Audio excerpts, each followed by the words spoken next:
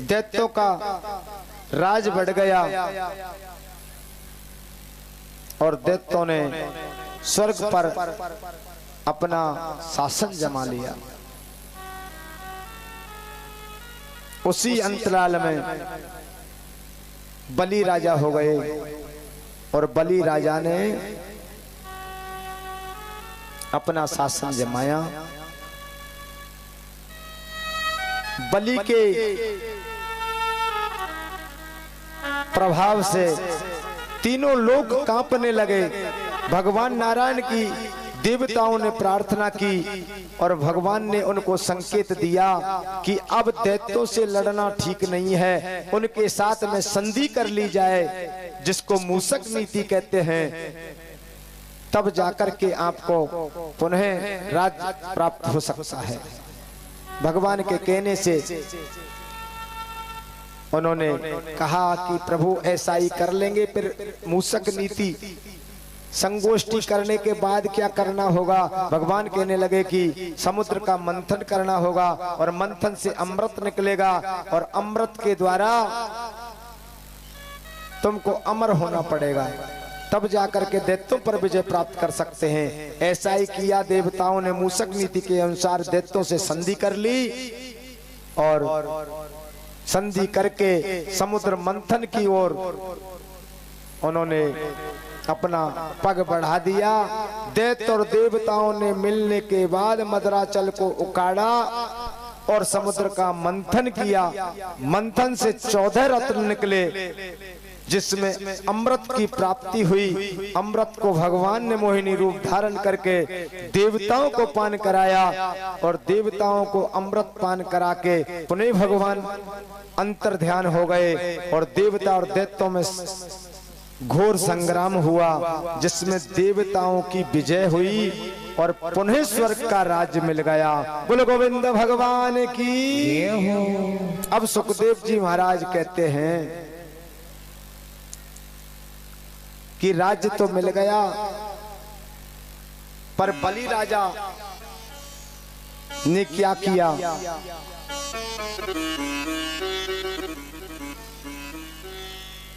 कि भृगुवंशी ब्राह्मणों को बुला करके एक महान यज्ञ करवाया, जिससे महाशक्ति प्राप्ति हुई।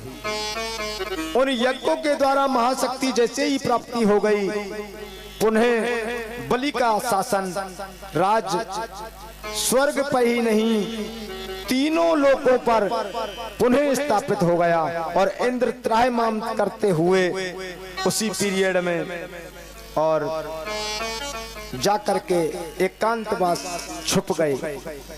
भगवान ने कहा अभी कुछ नहीं करना, आप चिंता की बात ना करें। और बलि का राज बड़ा अद्भुत हो गया। भगवान की देवताओं ने जब प्रार्थना की, भगवान ने कहा धीरज रखिए, मैं थोड़ी ही देर में आपके सामने प्रस्तुत हो रहा हूं। भगवान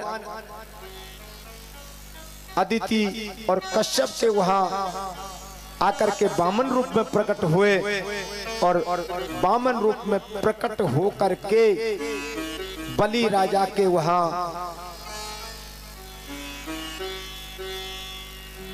जाने की तैयारी करने लगे।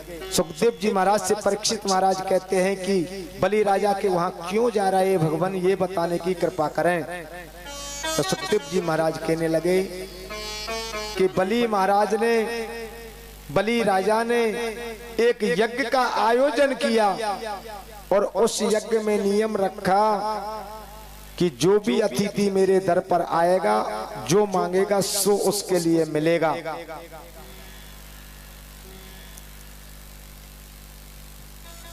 इसलिए भगवान बलि के वहां दान लेने के लिए जा रहे।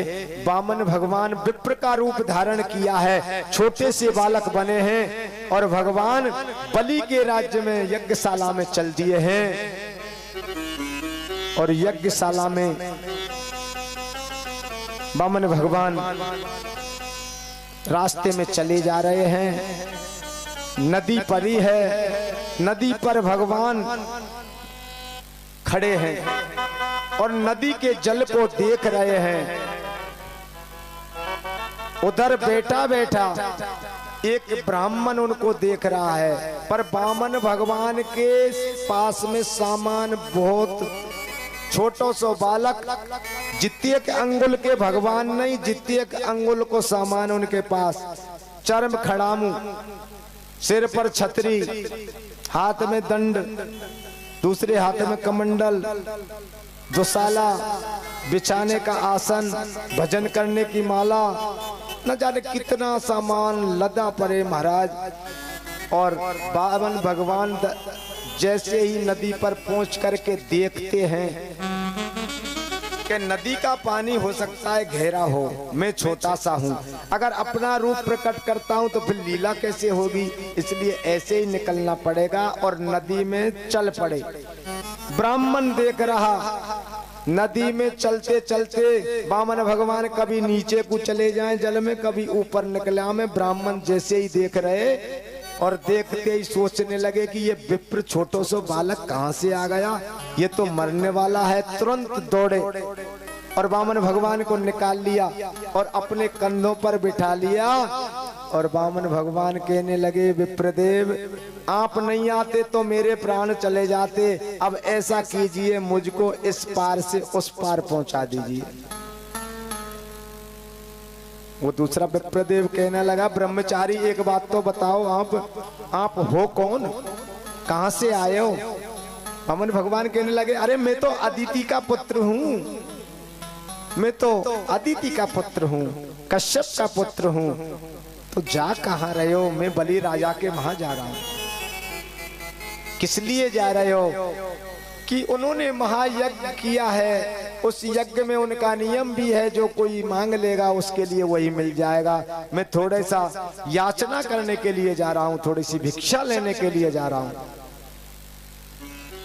ब्राह्मण कहने लगा, भगवान मनी मन विचार करने लगा कि कहीं ऐसा नहीं हो ये छोटा सा बालक और इतनी बड़ी बात, ये तो कोई अद्भुत खेल है। कहने लगा, भैया एक बात बताओ, तुम हो कौन?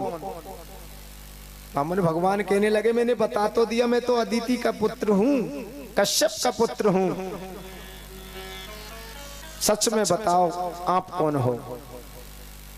वही बात, मैंने बोल दिया मैं अदिति का पुत्र हूँ, लेकिन जिद जब पड़ गया तो कहने लगे भगवान कि आप जो समझ रहे हैं मैं वही हूँ, चिंता की कोई बात नहीं है, या पार से वह पार पहुंचा दो। फिर भी विश्वास नहीं हुआ ब्राह्मण के लिए। थोड़े थोड़े चलने लगे नदी में। भगवान ने विचार किया कि जब तुझको पूर्ण तरीका से विश्वास नहीं हुआ तब पूर्ण विश्वास भी कर ले। भगवान ने अपने चरम खड़ामू, अपने पैर से खड़ामू को निकाल दिया और आवाज देने लगे, ब्राह्मण मेरी खड़ामू गई, मेरी खड़ामू गई। ले खड़ामू भी छोड़ दी महाराज। जैसे ही पकड़ करके पैर में फैलाने लगे तो भगवान के चरण में चिन्ह को देखा। पद्म चिन्ह को देख करके आश्चर्य में रह गए कि भगवान तुम? कि हाँ विप्रदेव, मैं यही तो कह रहा था, तुम समझ रहे हो मैं वही हूँ, त्रिलोकीनाथ हूँ। ये तो मेरी लीला है, पर पहुंचाओ पार। कहने लगे पार तो पहुंचा दूंगा, पर एक मेरी शर्त है कि यहाँ तुमको मैं पार पहुंचा दूंगा और मैं जब तुम्हारे पास आऊं तो तुम मुझको पार पहुंचा देना। ठीक है। वामन भगवान को नदी से पार कर दिया और नदी से पार हो करके वामन भगवान बलि राजा के यज्ञ में पहुंचे हैं और यज्ञ के दरवाजे पर जाकर के आवाज दे दी है बलि राजा को और कहने लगे, भगवान तेरे द्वारे खड़ा भगवान भगत भर दे रे झोली। तेरे द्वार खड़ा भगवान भगत भर दे झोली, भगत भर दे रे झोले, तेरे द्वारी खड़ा भगवान भगति भर दे रे झोले, भगति भर दे रे झोले, तेरे द्वार खड़ा भगवान भगति भर दे रे झोले, भगति भर दे रे झोले।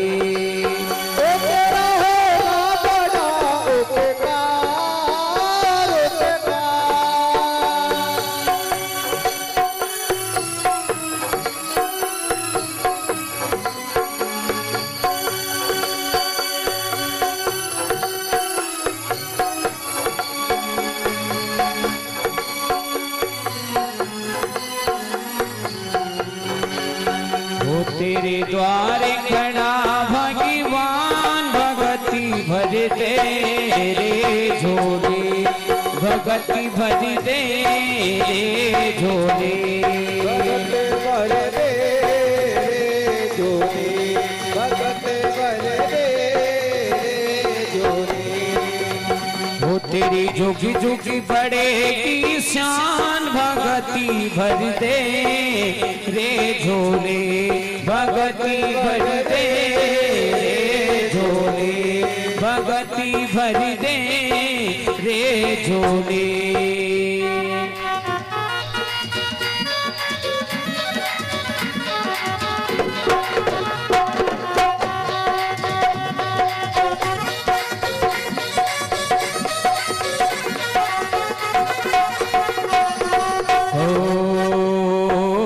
डोली रही है धरती सारी, डोले गगन ये सारा, डोली रही ये धरती सारी, डोले गगन ये सारा।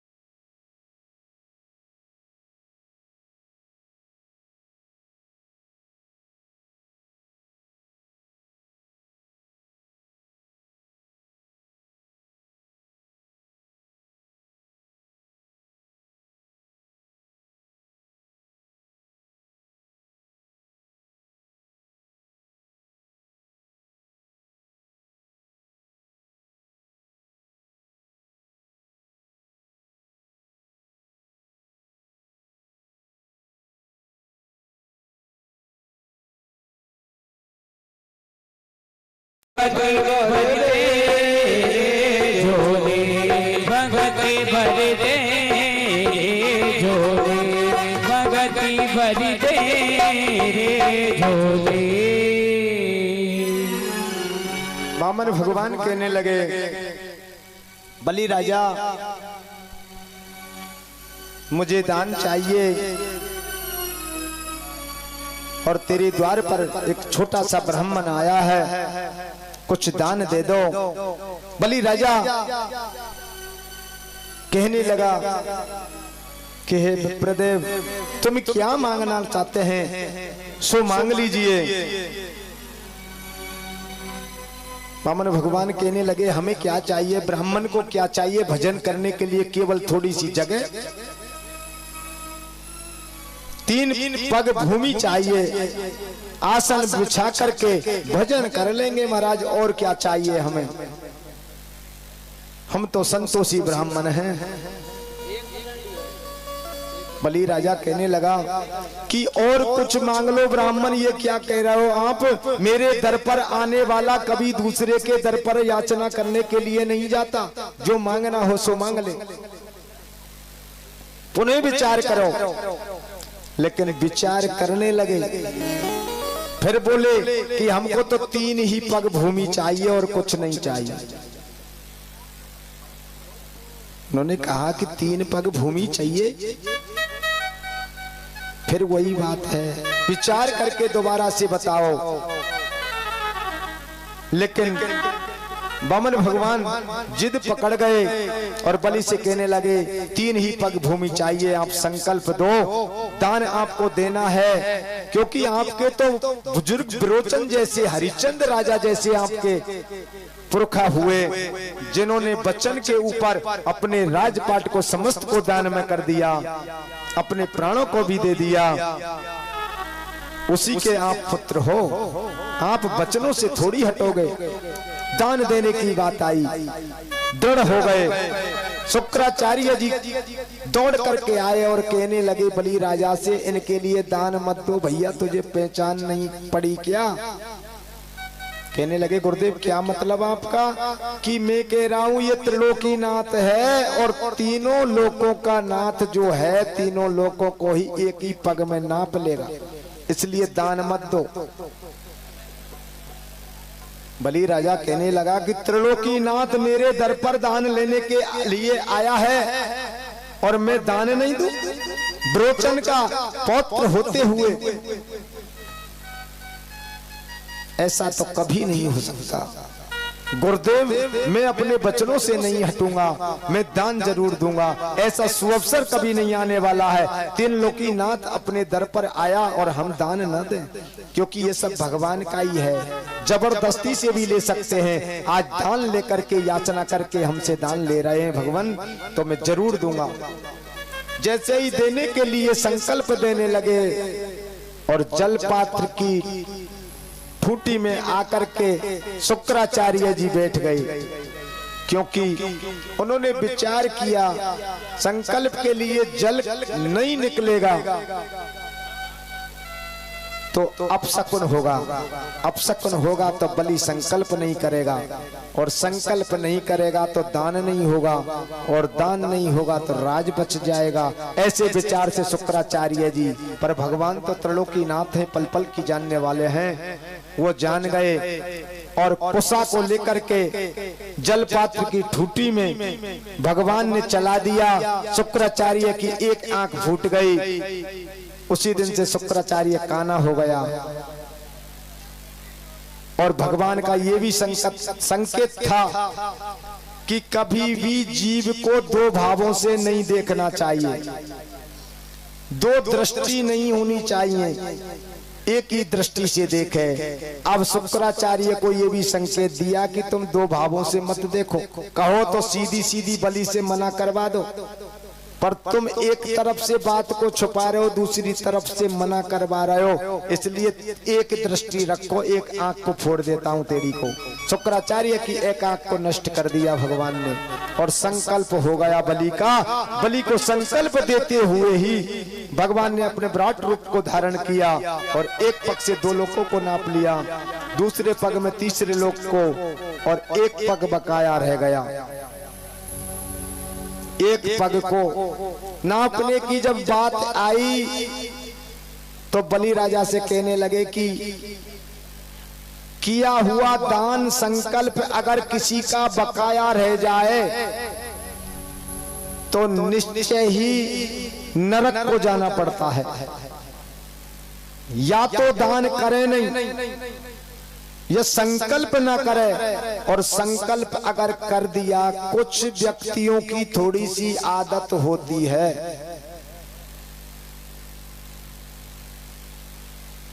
कि दे या न दे। अगर देने की बात पड़े तो 10 रुपया में काम चल जाए, अगर संकल्प को दान करना पड़े तो संकल्प में तो 50,000 बोल दे महाराज, कौन से देने। ऐसे कुछ व्यक्ति होते हैं, क्योंकि ऐसे कृपी होते हैं, इसलिए कभी भी 10 रुपया का दान दो, पर संकल्प मत करो। क्योंकि नृग राजा ने गाय का दान किया और गाय छूट करके वापस लौट करके आ गई, जिसके कारण से उसे गिरगिट योनि में जाना पड़ा। इसकी कथा आगे श्रवण कराएंगे। तो देखिए संकल्प हो गया, बलि ने तीनों पग की पूर्ति के लिए कहा भगवान से हाथ जोड़ करके, जितना मेरे धन दौलत में शक्ति है इतने ही मेरे सर्वस्व में, इसलिए भगवान मेरे इस शरीर से पूर्ति कर लीजिए। और बलि राजा ने नीचे को सिर किए हुए लेट गए और भगवान ने उनके सिर पर पैर रखा। पैर रखते ही कह दिया, जा आज से तुम्हारा सिर नीचे को है, नीचे का पाताल लोक का राज दिया, तुम चले जाओ। पाताल लोक का राज दे दिया। तीनों पग भूमि, तीनों लोगों को नाप लिया। तब तक बिंदावली उनकी पत्नी आ गई और हाथ जोड़ करके कहने लगी कि भगवान हमको पाताल लोक का राज नहीं चाहिए। जब यहाँ का राज ले लिया तुमने तो पाताल लोक का राज क्यों ले? और अगर मान के चलो आपको राज हमें देना ही है तो एक शर्त है हमारी। कि कौन सी शर्त? कि हमारे वहां आकर के आपको पहरा देना पड़ेगा, प्रत्येक दिन पहरा देना पड़ेगा। भगवान ने ये मस्त कह दिया कि मैं अकेला नहीं आऊंगा, हम त्रिदेव ब्रह्मा विष्णु महेश तीनों आएंगे और 12 महीना में 4-4 महीना के लिए हम आपका पहरा देंगे। और बलि राजा का एक मंतव्य भी था। बिंदावली होशियार थी, उनका मंतव्य ये था कि भगवान को मांगो, भगवान से यही प्रार्थना करो, हे भगवान हमारे हर दरवाजे पर आपका पहरा हो, हमारे हर इंद्री के दरवाजे पर भगवान आपका नाम हो। ऐसा बलि का मंतव्य था। बलि राजा पाताल लोक में चला गया और भगवान वामन भगवान अंतर्ध्यान हो गए। देवों ने फूलों की वर्षा की, जय जयकार होने लगा। बोलो गोविंद भगवान की।